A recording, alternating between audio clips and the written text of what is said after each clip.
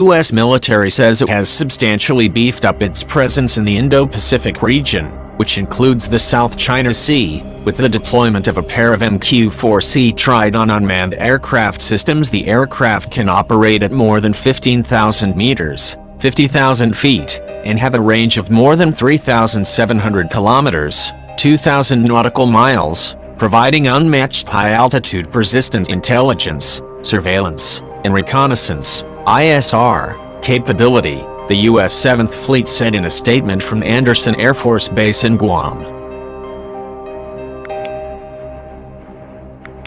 Bringing Triton forward creates a complex problem set for our adversaries, said Commander Michael Minervini, commanding officer of the unit operating the aircraft about a year later than initially expected.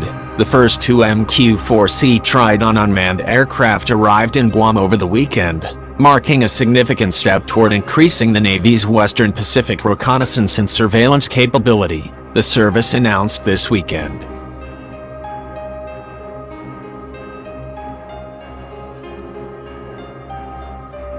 The two Tritons are part of an early operational capability being run by Unmanned Patrol Squadron, BUP-19, which is flying and maintaining the aircraft from Andersen Air Force Base in Guam. BUP-19 is developing the concept for incorporating the high-altitude, long-endurance system into the maritime domain and augmenting the Navy's current reconnaissance and surveillance operations with manned aircraft.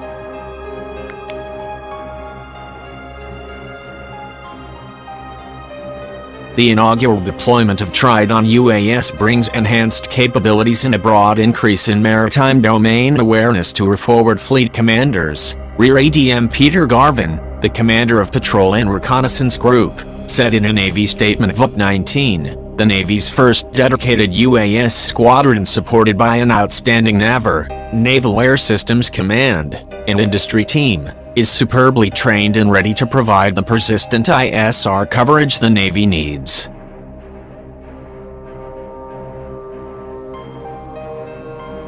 The Navy expects initial operational capability, IOC, for the program in 2021. In December, the Navy awarded Northrop Grumman a $251.6 million contract modification to build 3 more low-rate initial production MQ-4 Tritons. The Tritons are designed to combine a series of electro-optical sensors and radar to track maritime targets from as high as 60,000 feet over the ocean and compare tracks to automated identification systems, AIS, on ships, according to the Navy.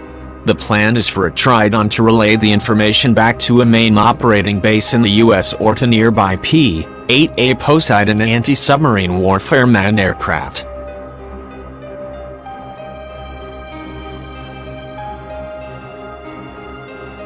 The Tritons in Guam are operating under the Under-Commander of Task Force, CDF, 72, the lead for patrol, reconnaissance and surveillance forces in U.S. 7th Fleet. The introduction of MQ-4C Triton to the 7th Fleet area of operations expands the reach of the U.S. Navy's Maritime Patrol and Reconnaissance Force in the Western Pacific, Captain Matt Rutherford, the commander of CDF 72, said in the statement, coupling the capabilities of the MQ-4C with the proven performance of P-8, P-3 and EP-3 will enable improved maritime domain awareness in support of regional and national security objectives.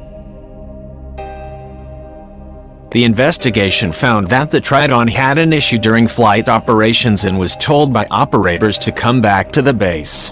While heading in for a landing, though, the engine was shut down but the landing gear did not extend, resulting in a belly landing. There were no injuries or collateral damage reported, but the damage to the Triton was estimated at more than $2 million, the threshold for a Class A flight mishap, according to the Navy. The Navy and the aircraft manufacturer Northrop Grumman spent years testing and evaluating the Tritons before flying them to Guam. This significant milestone marks the culmination of years of hard work by the joint team to prepare Triton for overseas operations, Captain Dan Mackin, the manager of NAVR's Persistent Maritime UAS Program Office, said in a statement. The fielding of the Navy's premier unmanned aircraft system and its additive, persistent, Multi-sensor data collection and real-time dissemination capability will revolutionize the way maritime intelligence, surveillance and reconnaissance is performed. China is now capable of controlling the South China Sea in all scenarios short of war with the US. The military is not adverse to using hyperbole and scare tactics to squeeze a few extra dollars out of Congress, of course, but in this case there are real signs that power in the region is shifting to Beijing. Geopolitical analysts have long feared that the battle between the US and China for strategic military and economic supremacy in the South China Sea, as well as multiple disputes over territory and sovereignty, China, the Philippines, Vietnam, Malaysia and Taiwan all lay claim to the Spratly Islands, for example, will escalate beyond political posturing and into direct military action. Recently, the situation has become ominous. In March, China sent a 40-ship flotilla, including its only native-built aircraft carrier, the Liaoning, to the South China Sea. The following month, reports came out that Beijing had installed electronic jamming equipment on 2 of its outposts in the Spratly Islands despite President Xi Jinping's assurances in 2015 that he would never seek to militarize the islands. China now operates 3 10,000-feet runways there, in addition to aircraft hangars, bunkers, military housing and deep-water piers for ships. Located at the crux of where the Pacific and Indian Oceans meet, the South China Sea is one of the most hotly contested geopolitical regions on Earth. A critical thoroughfare for the global economy, nearly a third of all maritime trade worth a staggering $5.3 trillion last year passes through it. Beijing has drawn a so-called 9-dash line over the South China Sea, a territorial claim stretching 200 miles south and east from the province of Hainan, backed by island building and naval patrols.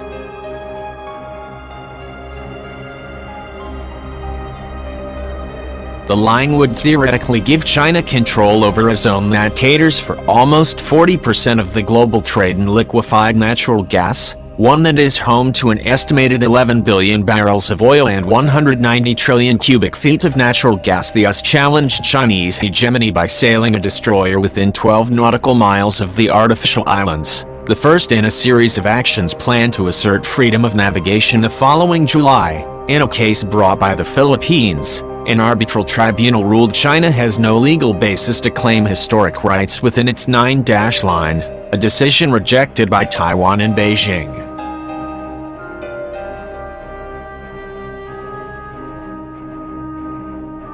Speaking at the Shangri-La Dialogue Security Conference on June 2nd, US Defense Secretary Jim Mattis spoke out against China's strategy of intimidation and coercion in the region, including the deployment of anti-ship missiles, surface-to-air missiles, electronic jammers, and, more recently, the landing of nuclear-capable bombers at Woody Island. While China is winning its de facto control of nearly the entire South China Sea, including all activities and resources in it, despite the other surrounding Southeast Asian states' respective legal rights and entitlements under international law, Jay Bertongbuckle, director of the University of the Philippines Institute for Maritime Affairs and Law of the Sea, told Nikkei Asian Review.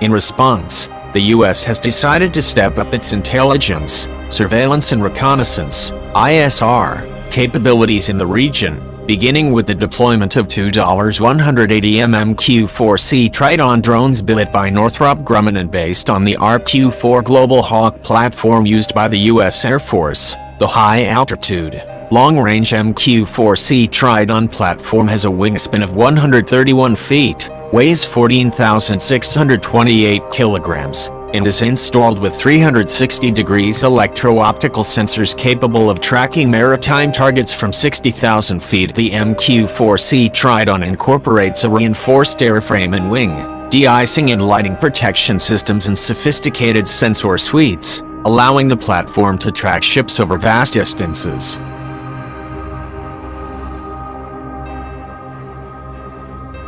During surveillance missions using Triton, Navy operators may spot a target of interest and order the aircraft to a lower altitude to make positive identification, stated Mike McKee, Northrop Grumman's Triton UAS program director. The wing strength allows the aircraft to safely descend, sometimes through weather patterns, to complete this maneuver.